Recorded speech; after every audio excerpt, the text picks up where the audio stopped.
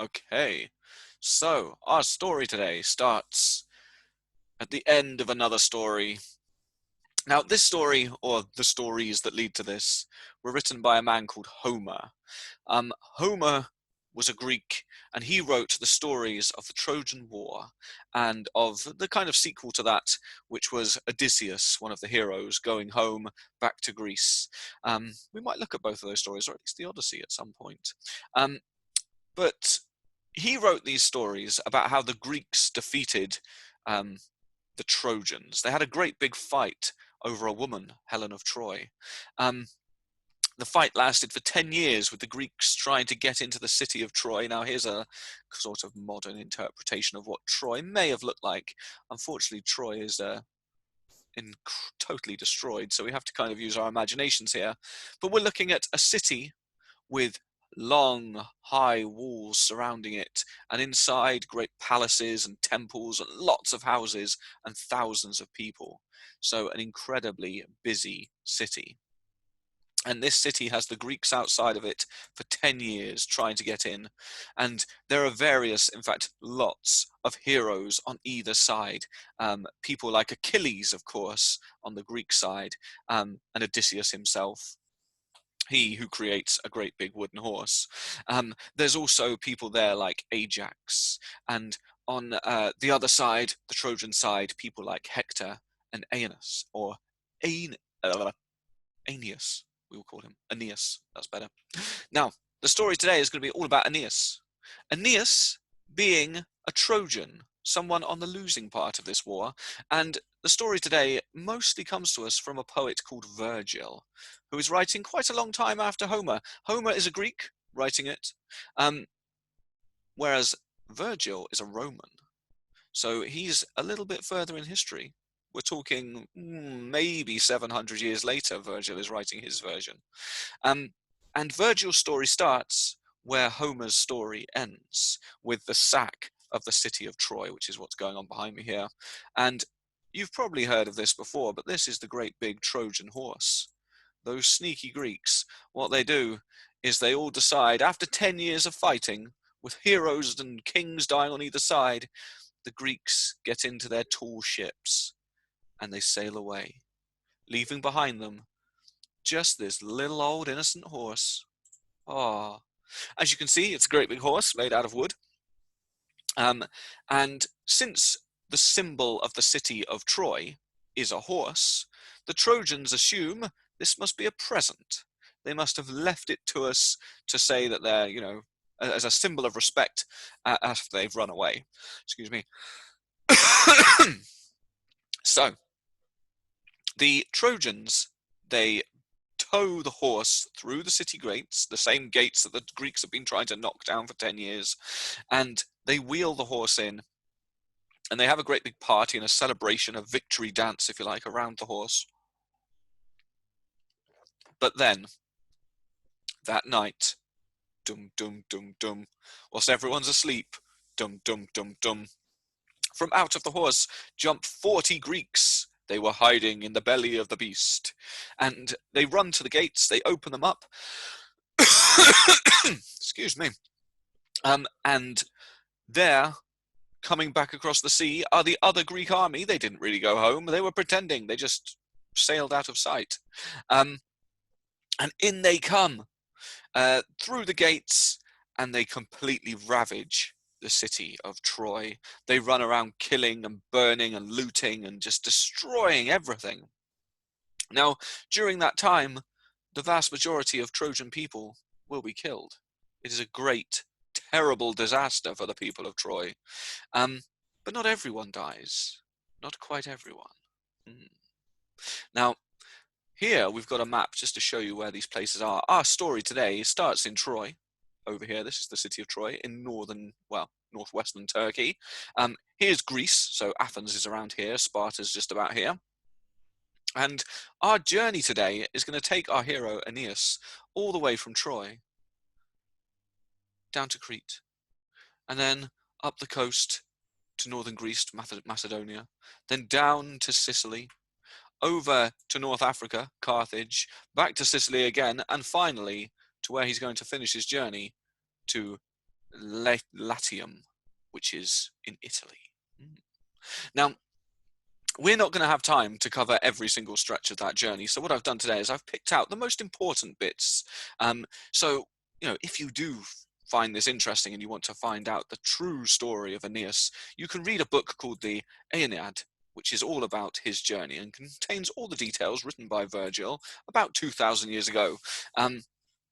But we're going to go with the most important beats of the story today to try and get a picture of what this man Aeneas is like. So, picture the scene. A city on fire. Smoke everywhere. It's nighttime. There are people running around screaming. There are groups of Greeks in the city with weapons and armor, stabbing things up. There are groups of Trojans fighting back desperately. In amongst it all, up in the sky, there are the gods flying around on clouds, looking down, giving luck to one side and then the other. Temples are burning. The king of Troy has been dragged to the altar where the sacrifices are made to the gods, and he has been stabbed to death on it. Ooh. The women are lamenting. The Greeks are rounding up huge numbers of Trojans and putting them in lines in chains to be taken back to Greece as slaves as everything burns. Ooh.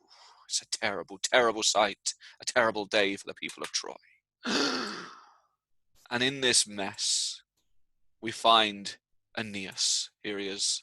Here's Aeneas here. A hero of Troy, a good and noble hero. Now, he's been fighting. He's been fighting hard. In fact, earlier in the day, just as the Greeks, in the night, as the Greeks have started to attack, Aeneas and his friends have killed a group of Greeks. They've taken the Greeks' armor and clothing and they've put it on themselves, and now they're running around the city pretending to be Greeks, which gives them the advantage because now they can walk up to other groups of Greeks and kill them all without them realizing what's going on. But even brave Aeneas and his friends cannot stop the onslaught that's occurring, and one by one his friends fall, and Aeneas ends up witnessing the death of his king. And instead of fighting on, the gods come to him. Now, his mum, this is kind of important, his mum is Venus, aka Aphrodite, the goddess of love and beauty. So he's half man, half god, like so many of these heroes are, a bit like Theseus or Heracles. So his mum is Venus, his dad is a human. Aeneas is told by Venus to stop fighting, to get out of the city, because he has a greater duty, a greater responsibility than fighting until he dies. In fact, what he needs to do is he needs to take the gods of Troy. He needs to take the statues and the holy artifacts, and he needs to take them to safety. And he is destined to go and settle down and form a new land, a land of peace and prosperity, somewhere far from Troy.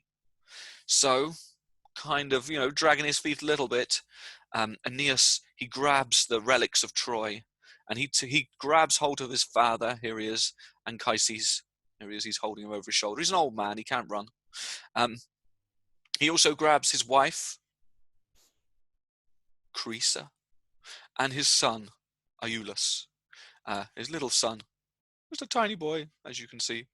And together, they run away from the city. Now, this is not good news for a man as bold as Aeneas, of course. He doesn't run usually. Usually he's fighting, but he has this responsibility. He's got to save the relics of Troy. He's got to save his family.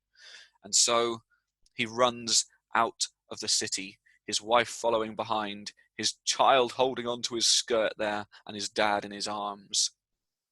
Now, Aeneas spies a spot in the distance, a little hill with a tree just outside the city where it looks safe, and so he makes a beeline for that. Now, he's so busy running, he's so focused on getting his family to the hill that by the time he gets there, he's running out of breath. He puts his dad gently on the ground, his dad holding the relics. His son, he puts next to his dad, and then he realizes, horror of horrors, his wife is no longer with him. He looks back at the burning city, the smoke rising in the dark, dark night, and he knows that he has to go back and find her. He feels terrible. He should have kept an eye on her, but he didn't. He was so busy running that he's lost her in all the confusion. So he puts back on his armor, he gets fully battle ready, and he strides back into the burning city. Now, as he's moving through the city, he's hearing the screams of the dying and he's seeing the flames everywhere. We can imagine bits of building falling down all around him and smoke everywhere.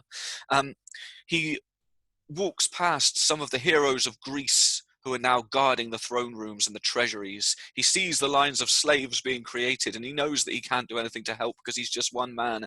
But all, of course, he needs to do is find his beloved wife. And he does find her.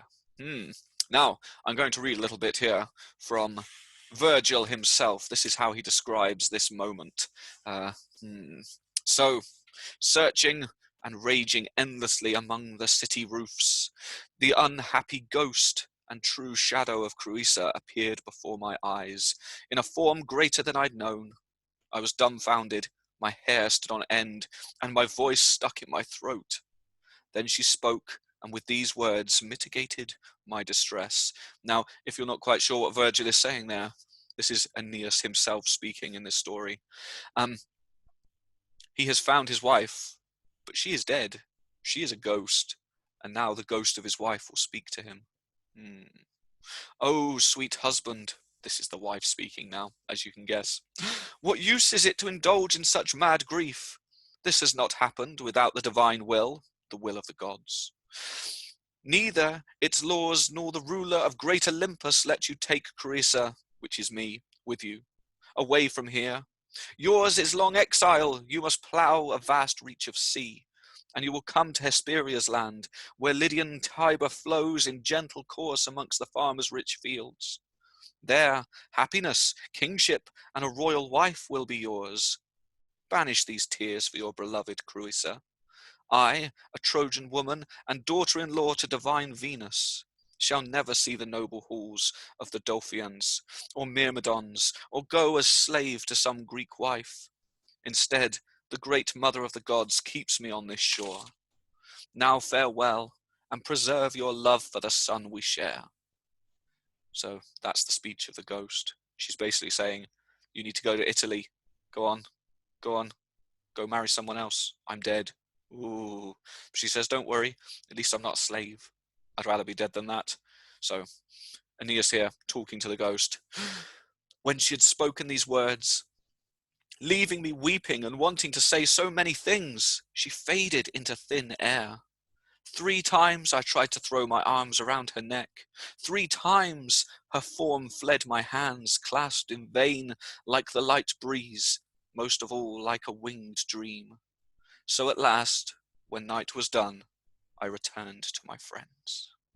There he is. He's trying to hug the ghost, but she's just smoke. Just goes straight through. And then she disappears. So sad. So sad indeed. Yes, poor Aeneas.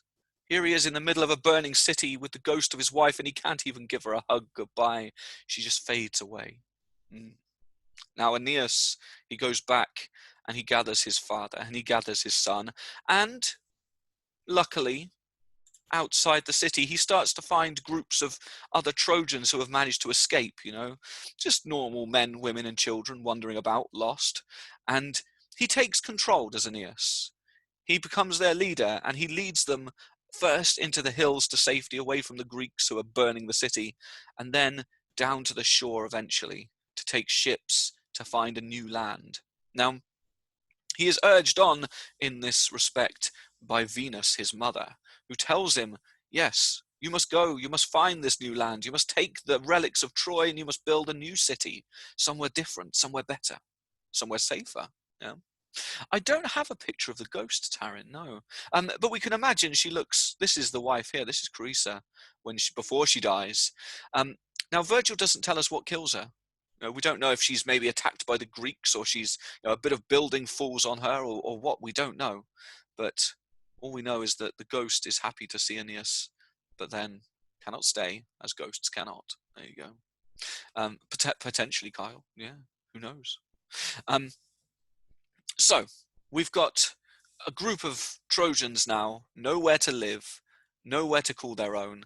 But Aeneas has an idea because he's been told by his mother, Venus, to go and found a new city. But that's all very well and good. It's very easy to say. It's very difficult to do, especially when you're not used to, leading people around. And Aeneas has another problem too, because although Venus is in full support of him, there's another goddess who is really not. Her name is Juno. Now, Juno is Hera. If you remember in the story of Heracles, Hera, Juno, was always trying to kill Heracles. It seems she's got the same idea with Aeneas. She's not a fan of him. She loves the Greeks. She doesn't love the Trojans. So Aeneas is going to have a real battle on his hands. Most of the time, he's not even realizing that he's being manipulated by these two goddesses. Venus will always try and help him. Juno will always try and see him dead or ruin his plans. So we're going to see the goddesses, those two in particular, play quite a large role in this story as it unfolds. So here we have a terrible scene again. Ooh. How old is Aeneas? That's a good question. I don't know how old Aeneas is. I mean, he's obviously old enough to have a wife and a child, but he's not, he's probably in his late 20s, early 30s, I imagine, by this point. I don't know if it's stated exactly how old he is, but that's a good question. He looks like 34, says Kyle. Maybe. Okay, we'll go for 34 just for the sake of it. um, so, um, we've got, please say the Greek version of Venus, Aphrodite. Yes. So if he were a Greek, he would talk about Aphrodite and he'd talk about Hera. But he's not. He's a Roman, or at least Latin, or at least Trojan. So he says Venus is his mother and Juno is the goddess trying to get it. Yeah. How do we spell it? Let's see. Let's write up. Here we are. So we've got Venus, who's also Aphrodite, and then we have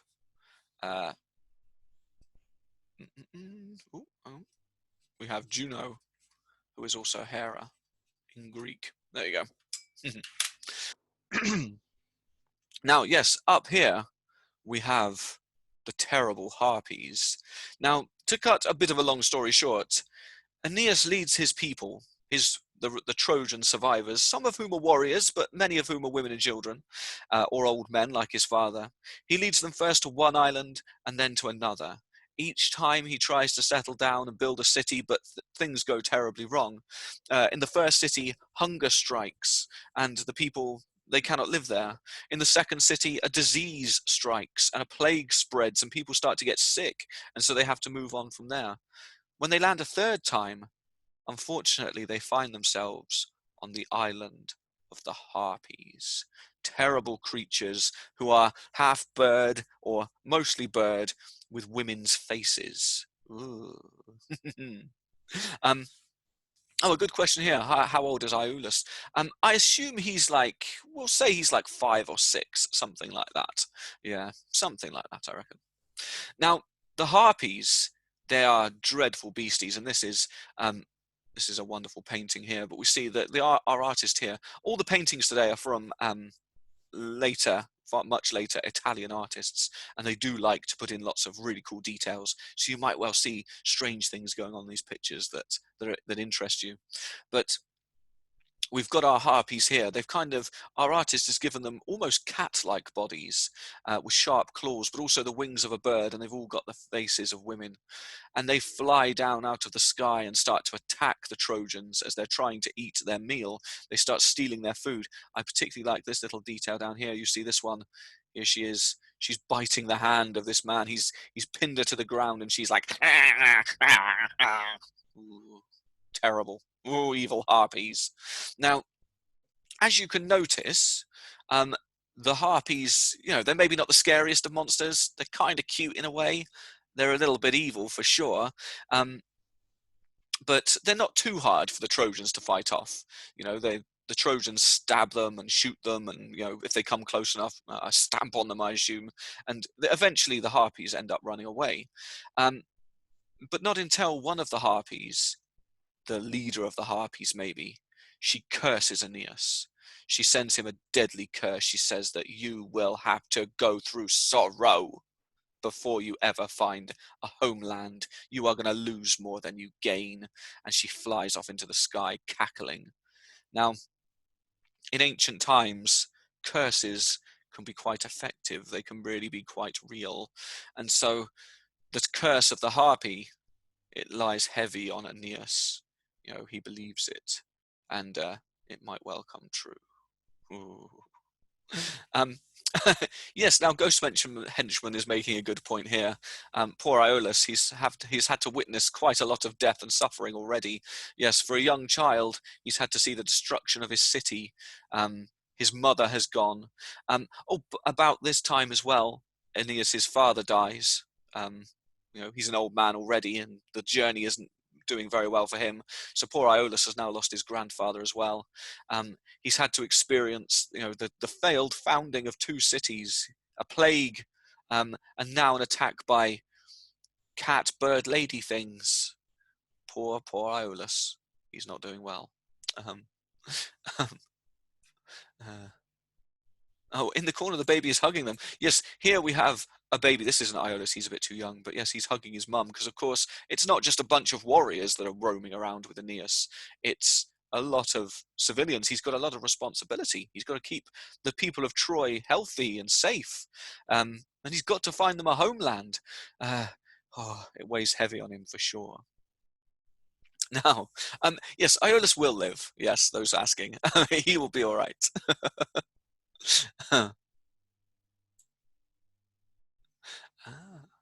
Right, over here. Here we go. Now, the journey continues with more ups and downs, but the next big important beat that we're going to go through to is we're going to have a look at what happens when Aeneas reaches a place called Carthage in North Africa. Now, Carthage is a fine and grand city, maybe not quite as grand as Troy. It's a bit of a new city. A question here from Rock. Is everybody friendly with each other? Well, the Trojans are friendly amongst themselves, yes, but they've got to watch out, because the Greeks, if they find them, they would probably try and kill them. I don't think the Greeks are actively looking, but they can't really just go to Greece and settle down, because they would be killed. They cannot go back to their city, because that has now been destroyed. But when they come to Carthage, they do find a friendly group of people. The people of Carthage welcome the Trojans, and they get on pretty well for a time. The Carthaginians are ruled over by a queen, a fair and noble queen called Queen Dido, and she's here on her throne. You can see her. There's Dido. Now, Dido has a lady in waiting, a servant, if you like, a very special servant called Anna. And so here's Anna behind her, who is her main job is to look after the queen. Now, the queen herself, how many Trojans did he rescue? That's a good question. I don't know if there's given us a specific number. We can imagine a fair amount. We can probably think a few ships full, but I don't know if Virgil ever goes into exact detail on how many Trojans there are. What we do know is that by the time they've got to Carthage, there are less than there were, because some have died of disease and some have been killed by harpies and all that kind of stuff. But I'd like to think, there's probably a few hundred. There's definitely a sizable amount of warriors amongst them, because when Dido welcomes the Trojans into her city, she's happy to see that there's, a lot of spearmen, a lot of fighters with them, so that, they can help protect her city. Maybe 900. Yeah, I don't know. Maybe there is. Yeah, it's a good round number, 900, isn't it? We'll go with that. But I don't know. I'm not sure. But we can imagine that there's quite a few Trojans. They rock up to Carthage. A good number of warriors, but also a good number of women, children, old people, all that kind of thing. And Dido, she understands where the Trojans are coming from, because she herself, she is not a native of Carthage. She didn't grow up in North Africa. She grew up in a place called Phoenicia. But her kingdom was attacked and her parents were killed, and she led her own people across the ocean, or across the Mediterranean Sea at least, to her new city, which she built, called Carthage. And in fact, she's still building it. It isn't quite finished at this point in time, according to the myth. So when she sees a friendly face in the form of Aeneas, so when she hears Aeneas' story, that he has lost his city and his family has been, killed or are lost to him, and that he's looking for somewhere to stay, she's very sympathetic because he reminds her of her own story. She's also had to leave her homeland. So together they agree that Aeneas will stay for a while and maybe help her build her city. Pretty cool. Now, up in the sky, in the clouds above, our two goddesses are watching this. And Juno sees this as the perfect what's the word? The perfect scenario. Yes. Juno really wants to stop Aeneas from fulfilling his destiny and getting to Italy and founding a great city. She wants to stop that. And she thinks of the perfect plan. In fact, she goes to Venus, Aeneas's mum, and she says, look, wouldn't this be a beautiful romance if we could just get Dido and Aeneas to get married, to love one another? Then wouldn't that be a wonderful situation? Wouldn't that be beautiful?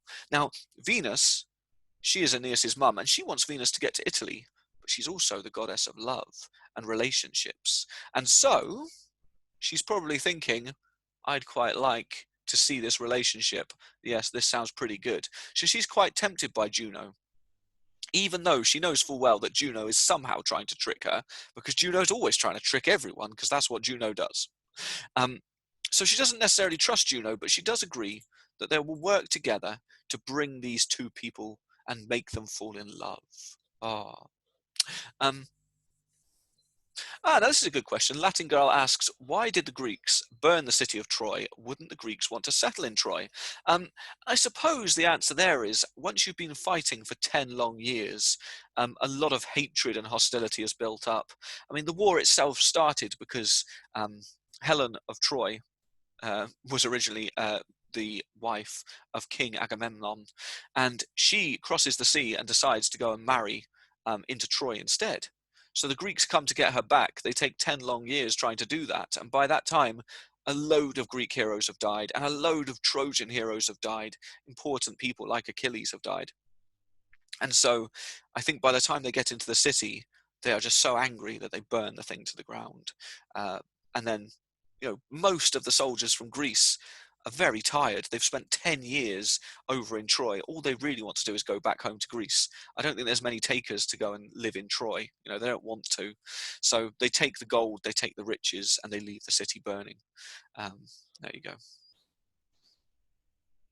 Now Latin Girl. Yes, now there are many versions of Troy. If we go to Troy today, um, uh, a archaeologist called Heinrich Schliemann, he discovered Troy back in the 1800s, and Troy has at least 8 levels to it. So there's 8 different versions of the city. It kept being destroyed, sometimes by an earthquake, sometimes by a fire, sometimes possibly in a war, which makes people think maybe this war was real, but we have no evidence for it really. And that city did keep getting rebuilt time and time again. So yes, Troy was defeated a few times, sometimes just by nature or earthquakes, but other times in war, probably. Yeah. So back to our story with Dido. The goddesses Venus and Juno, they decide, let's get these guys to fall in love. So they, Dido, she plans a big hunting trip. Now, this is very normal for the royal people of the time to go out into the wilderness around their cities and to hunt great animals. At this time, there are lions all over the place, lions all over Greece and Turkey and certainly North Africa. So they go out looking to hunt some animals, to have a bit of sport, a bit of fun. Now, it's not just Dido and Aeneas. There's loads of people. They're all out there, soldiers with their weapons, hunters with their bows, guards, servants. I assume Anna's out there helping out Queen Dido. But as they all spread out into the wild, a terrible storm hits, like a really extreme storm, sent, of course, by Juno and Venus. The storm lashes the area. The rain is so heavy you can barely see in front of your face, and the various different groups of hunters, they all get separated and lost. And strangely, by chance, not by chance, because of Juno, um, Aeneas gets separated from his men, and Dido, she gets separated from her servants and men, and they both stumble around blindly in the storm until they, both of them individually, find a cave. And they go into the cave, and there they meet each other, just the two of them. Ooh. Brought together by the storm, by luck, or by Juno. There they shelter in the cave, away from all the rain and the wind, until the storm dies down. And of course, spending all that time together, closely in the cave, they fall madly in love. Now, Dido and Aeneas, when the storm dies away, yes, I think June is named after Juno. That would make sense, wouldn't it? Although, no, exactly. I haven't looked that up. So, but it sounds reliable, doesn't it? So Juno is Hera. She is the queen of the gods, wife of Jupiter or Zeus. Whereas Venus is Aeneas's mum, the goddess of love and beauty, also known as Aphrodite. There you are. So they're madly in love. Dido, especially, she feels like they are practically married, these two. And from that day on, they don't just, fall in love. They walk back to the city of Carthage hand in hand, boyfriend and girlfriend. And they're both ready to get married to each other. And Aeneas will quite happily stay with Dido forever and ever and ever and ever.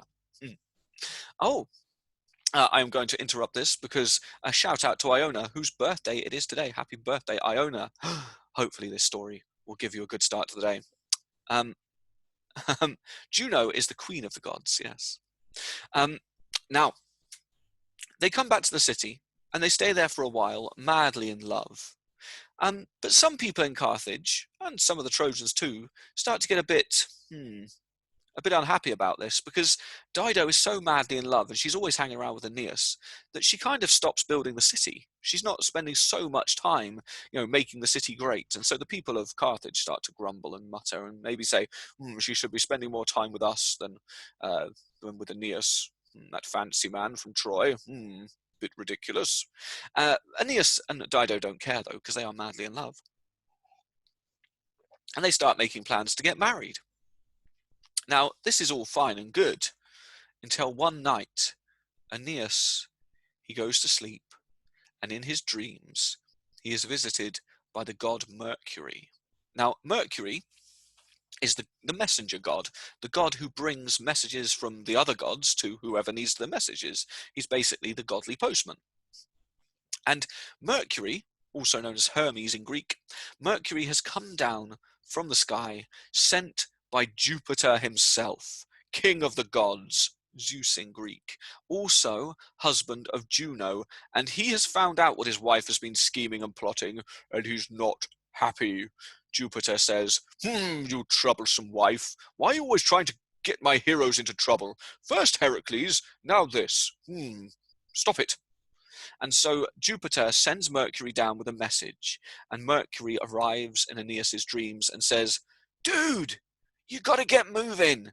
Your job is to get to Italy. Don't forget that. Your duty is to save your people and take them to a new homeland. Did anyone ever mention settling down with the Queen of Carthage and just lying around the place? No, they didn't.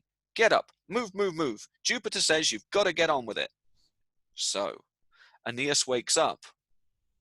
Oh, yes, Jupiter and Juno are always arguing. The problem is, you see, the base problem between Juno and Jupiter is that Juno is the goddess of, amongst other things, marriage and childbirth and fidelity, being true to your husband or wife.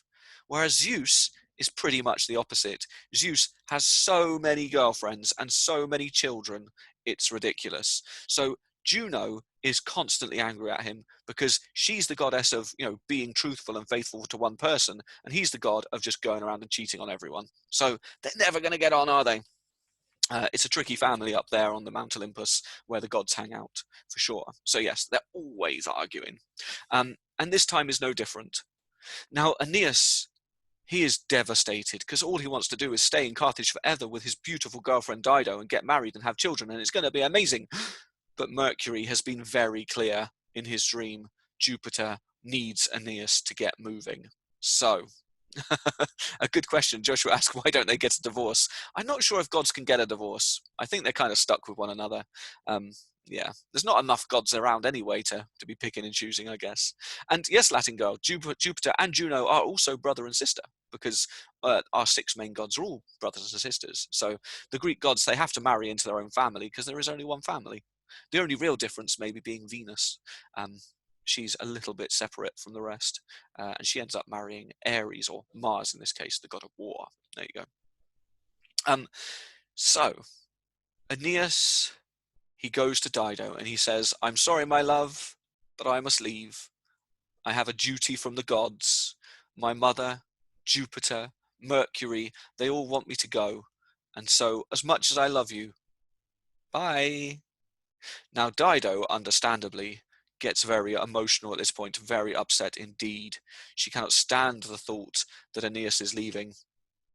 In fact, I suppose I mentioned that a bit wrong, because it's not as simple as him just going and saying goodbye. At first, Aeneas cannot stand the idea of leaving her. So he thinks he'll make it easier on everyone by just disappearing. He'll just take his men and his ships and he'll leave without saying anything. And then, she'll get over it. But as he's packing the ships up, Dido gets reports that the Trojans seem to be leaving. And she flies into a rage and she comes down to find Aeneas. And then Aeneas has to explain, sorry, I'm going. It's not me. It's not you. It's the gods. It's not my fault. Bye. Now, Dido, she is torn by 2 great emotions. She is so sad because she loved him, and she's so angry because he's leaving that she doesn't know what to do with herself. And she runs back to her palace and she falls down in a great big heap of tears, as you can imagine. And she calls for her servant Anna. She says, Anna, help me. I don't know what to do. He's leaving. So Anna goes and she talks to Aeneas and she tries to persuade him to stay, but he won't. He says, my duty is too great. I have to leave. And he keeps packing his ships and getting his supplies ready, getting those boats ready to sail. Now, Anna goes back to the palace and Dido asks her to build a great fire. She wants a huge fire out on the balcony of her palace. Anna says, why? Why do you need a great big fire? And Dido says, because I'm going to burn everything that Aeneas has left behind. And, around the palace, he's left a sword here and there, a bit of armor, a bit of clothing. She says, I'm going to burn all the stuff he's left behind. And I'm even going to burn the bed that we shared. So I need a big fire because I'm chucking a huge bed on that thing. And we're talking a royal bed, so it's huge. So Anna says, fine, that might work. Maybe that'll help you forget about him. We'll just burn all his stuff. So she gets busy building this great big fire. And Dido, she's there and she looks out to sea. And just as the fire is built, she sees the ships sailing away. And she cannot stand it. So she takes Aeneas' own sword and she stabs herself. And she lets her body, I know it's not, in the story, in the Virgil story, she lets her body fall back into the great fire where she is burnt up. In this painting, though, our Italian artist has chosen just to show her having killed herself. There she is, look, with her hand pointing out to sea. We can just about make out the tall ships of Aeneas sailing away in the distance here, with her servants around her screaming and wailing and praying on the floor. And she just can't bear to live without him, so she takes her own life. Here, look, she's gathered the spare armor and weapons of Aeneas on the ground around her in a kind of, I don't know, Aeneas nest. And then she waves goodbye and she kills herself. Oh, poor Aeneas. He doesn't know what's going on, of course. All he knows is that he has to leave her forever. And he sails away to Italy. Poor Aeneas. Poor Dido. Now, this part of the story plays a very important part. Yeah, never do that, kids. This part of the story plays an important part in Roman history because hundreds of years later, or thousands of years later, we don't really have a date for this story, of course. We know it was written in about 70 BC, but no, the events take place in the mists of time. Um, but in the future, but in the time when Virgil is writing this, Rome and Carthage are at war. In fact, Rome and Carthage are at war a lot. Yeah, it's like if you were going to pinpoint the main enemy of the young Rome, it would be Carthage. And so this story, it explains to people why Rome and Carthage are always fighting. Well, it's because of Aeneas and Dido, of course. Aeneas went over there, fell in love with Dido. Dido ended up killing herself. And now, ever since that day, the Carthaginians have hated the Trojans, or the Romans, as the Trojans would become. So this was a way of Virgil trying to explain the history of Rome. Why do these people hate us so much? Well, it was probably a queen called Dido, and she probably ended up killing herself because of Aeneas. You see how it goes. Yeah. Yeah, so Grace, one dead wife, one dead girlfriend was supposed to be wife, yes. So, yeah, he's not doing very well in the relationship department for sure. Poor Aeneas. But the journey continues over the sea, with a couple more stops until Aeneas reaches a place in Italy called Latinum. Now, I can tell from the name of Latin girl in the chat here that some of you already know this, and if you are watching on Wednesday, you will know that the language of Rome is Latin. So we're coming to a place called Latinus. It must be connected, yes. This is going to be the birthplace of the Roman culture. So our Trojans arrive in their tall ships, and they are greeted by the king of Latinum. Here we are. Here we go. Let's get his name on. King Latinus. Now, King Latinus, it's a bit tricky. There are two versions, depending on the sources that we read, of what happens here. One source tells us that Aeneas, he arrives on the shores of Italy, and there is King Latinus, and the two of them gather their armies together, and they get ready for a great battle. And just as the battle is about to start, the two leaders, they step out and they have a conversation, and they realize that actually they should be friends, and everything calms down. In the other version, there is no battle at all. Aeneas just goes up to the city, and he's greeted by the king, who welcomes him. Here's his story about Troy, and Latinus is so moved by the story of Troy. I've come from a burning city, and my family are mostly gone, and it's just me and my few last remaining people, and we were hounded by the Greeks, and then we were attacked by harpies, and then we went to Carthage, where it was going well for a bit, but then my girlfriend ended up killing herself, and I had to leave, and now we're here. And so Latinus takes pity on Aeneas and says, come and live in my place. We will live together. And for a time, the two of them rule Latium together for a time, as sort of equal kings almost. Right. And so this is a time of happiness and security for the Trojans. It's a time of let's relax, let's try and settle down. But of course, Aeneas needs to build his own city. That's kind of the point of this whole mission. So, a few questions here. Oh, where is Iulus? He's still there with him. He's growing up. He's a few years older now from where they left, but yes, he's still with them. Yes, the son is there. And yes, he could have. I suppose our story could end here, couldn't it? We could have the two kings sort of settling down, ruling over Latinus, or Latium, sorry. But Aeneas, he needs to create his own world, and as you will notice in this wonderful painting, if I move myself over there again, we can see that Aeneas is not being left alone. We can see the gods and goddesses on their clouds floating above, interfering as they will do. Juno is not finished with Aeneas yet. No, she doesn't want a happy ending. Juno never wants the happy ending. So, Juno, she's failed in Juno's main mission. Her main mission is stop Aeneas getting to Italy. He's now in Italy. Things seem to be going well. Juno needs to step in. And so she brings an army, another group of people who will fight against the Trojans. Now, they are I better not show that picture quite yet, I suppose. They are led by Turnus.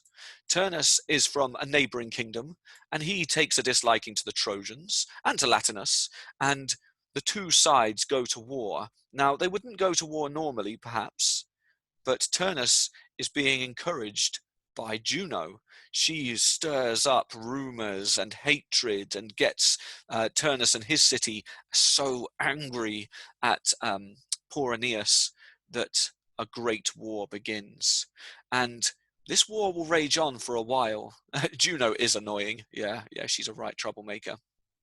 Now, luckily, of course, Aeneas has gods on his side too. He still has Venus, and Jupiter, the king of the gods, is on his side. So we can kind of imagine at this point there's a war going down on Earth between these great big Italian kingdoms, and at the same time, up in heaven, the gods are bickering and fighting, and there's not much peace and calm anymore. Now, this war goes back and forth. Turnus at some points almost captures Latium, but is defeated and pushed back. The wars then will go the other way, and Aeneas will take his Trojans and fight back and nearly defeat Turnus, and then they will be beaten back as the gods get more and more involved in the fighting down on the ground. The war rages on for months. Lots of people dying on both sides, and Turnus and Aeneas are like, they are both incredible heroes. If you can imagine a battle between two sort of this period Greek armies, that kind of thing, you've got, or Roman armies, Latin armies, you've got all the soldiers fighting and they're pretty much evenly matched. But whenever Aeneas takes the field or Turnus takes the field, I'm not sure if Turnus is related to the gods. Maybe he does have some link to Juno. I'm not quite sure. I can't remember. So he may well be a demigod himself, but I'm not entirely sure about that. Good question, though. Whenever Turnus takes the field, he will just cut down tens of soldiers. On his own, he'll just wade through the battle, just killing everyone around him. And Aeneas can do the same. He's a demigod. He just wades through the ranks and just chops people up, by the tens, by the dozen. These are not normal humans. Yeah, these are supermen fighting. Normal humans cannot stand against them. They know really the only way that either of them are going to be killed is by the other.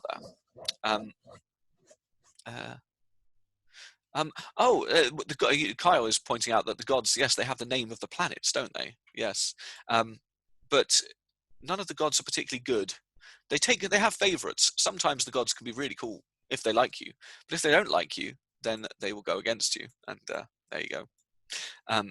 So things eventually come to head for Aeneas. And we can see this picture here, which I have had to censor a little bit, because it's hard to find pictures with everyone's clothes on. That's a good question. Is Mercury the nicest god? I'm not sure if there are any nice gods. In both Greece and Rome, it was understood that the gods were nice to you, all gods were nice to you, if you gave them stuff, if you sacrificed enough animals or gave them enough corn, or if you prayed to them hard enough, or if they were, a relative to you, the gods would be wonderful. They'd be really, really helpful. But they could also all be incredibly mean because the gods don't really care about humans enough. They kind of find humans interesting. If you can imagine a human maybe with like a great big maybe you're a human and you've got a great big anthill in front of you, you might have fun poking the odd ant, or watching the ant hills move around. You might find them interesting, and you might sometimes give some food to the ants, to make the ants happy. You might enjoy watching the ants carry the food around, but you might just as easily get bored and decide to stamp on the anthill, just for the fun of it. And as much as that's not very nice, it doesn't really matter, does it? And that's kind of the way the gods are with humans. They'll look down and they'll play their games with the humans, and they'll quite enjoy poking the humans around, maybe giving this one some luck or that one a bit of food. But eventually they get bored and they send down lightning bolts, or Poseidon sends down an earthquake, or they start a war or a disease or a famine. They don't really care that much because they're just humans after all. So that's kind of the world that we're living in here. But we can see here our two goddesses in this picture and our two heroes. So here we have Aeneas uh, stamping on Turnus, who is on the floor. More on that in a minute. On this side, we can see um, Aphrodite, sorry, Venus. This is Rome after all. Venus here on her cloud, sort of encouraging, looking very demure. Oh yes, my hero, my son is winning. Here, though, we see Juno with her covering over her face, leaving in distress. I've put the sticker over it because you can imagine what she's not wearing many clothes as Juno. So the battle between these two groups is going pretty evenly. This is like the final showdown that will lead to the end of our tale today. Aeneas is wading through the enemy army, killing loads of people. Turnus is doing the same. And eventually Turnus cries out to Aeneas, "Stop this madness. Too many people are dying. You know, we need to end this ourselves. Mano a mano," or at least guy against guy. Means the same thing. So the two armies, they stand down. They pause. Turnus's men go one way, Aeneas's men go the other. Everything is calm. The two heroes, they're kind of getting ready for maybe a one-on-one fight, when all of a sudden Juno comes down and starts whispering into the ears of Turnus's men, trying to rouse up trouble. So just as it looks like there's going to be peace, one of Turnus's men picks up a spear and throws it into the Trojan lines, killing a Trojan soldier, and the whole thing starts again. The two sides come back together, hacking and screaming and chopping, and it's another bloodbath. Now, Jupiter, at this point, has had enough. He says this has to end, and he tells Juno, "You need to end this. We need a proper showdown. Too many people are dying. Come on now, woman, get this thing sorted out." So Juno, as much as she doesn't want to, she realizes that she's been beaten. And when Aeneas and Turnus meet on the battlefield, finally, amongst the chaos of the war, Juno, with heavy heart, sends down a fury, a demonic bird. We can just see it here. In this picture, it looks like a cute little owl, maybe, but this is a fury, a demon of the underworld. And she sends it down to flap in the face of Turnus, who, of course, shrieks back in horror and forgets what he's doing because he's in the middle of a battle, and now there's this demon bird in his face, and he falls down backwards. His sword is lost, and Aeneas stands on him, pins him to the ground. Juno, she leaves weeping, because her hero has gone and Aeneas has won. Venus is very happy on her cloud, though. And Aeneas, he looks down at Turnus, and for a second he thinks, "I will save this man. I will forgive him, and we will live happily." But then he remembers the bloodshed that Turnus has caused, and he raises his sword and brings it down right through Turnus's heart, killing him. Another tragedy. Now, Aeneas will go on to build his city and to rule over the northern area of, the area north of Rome. And he will marry again. He will marry a princess. We haven't got time to go into that now. In fact, that's one of the reasons why Turnus was fighting against him, because they both wanted to marry the same woman. But Aeneas, he marries the girl. He settles down. He has more children. Those children have children. Those children have children. Until eventually, one day, some twins will be born, Romulus and Remus, who will go and they will found another city. Of course, the blood of Mars and Venus running through their veins. And they will form the city of Rome, as we talked about on Wednesday. And the rest, as they say, is ancient history, because the Roman Empire, bit of a spoiler here, gets pretty big. It's a pretty good empire. And so Aeneas goes down in history as the first founder of Rome, the ancestor of the Romans. Now, even though Aeneas has defeated Turnus and taken over the area, Venus does make him promise one thing, that although Turnus is dead, Aeneas will use his language, his the Latin language, and he will use his culture to found his new religion, or his new city. So that's the reason why Rome is not the same as Troy, and why they don't just speak the Trojan language, whatever that was, I assume a type of Greek. But the reason that Romans speak Latin instead of Greek is that, Turnus died, but Aeneas agreed to take his culture and his language and keep it going. So there you go. I think that's most of the threads tied up. So, as again, we'll leave it there today. Thank you, guys. But if you are interested in Aeneas, there is a lot more ins and outs. I mean, he goes to a lot more places and does a lot more things. But those are probably the most important parts of the story I've tried to give you today. But there's plenty more to discover if you want to have a look at Aeneas. He's one of my favourite heroes. He's not quite as callous as others. Next Friday, we will talk about a story. We will tell a story of another hero who comes from the Trojan Wars, but this time a Greek hero. His name is Odysseus, and we'll see how he manages to get home to Greece. So, something to look forward to for next week. Thank you very much, guys, and I will see you next time. Adios.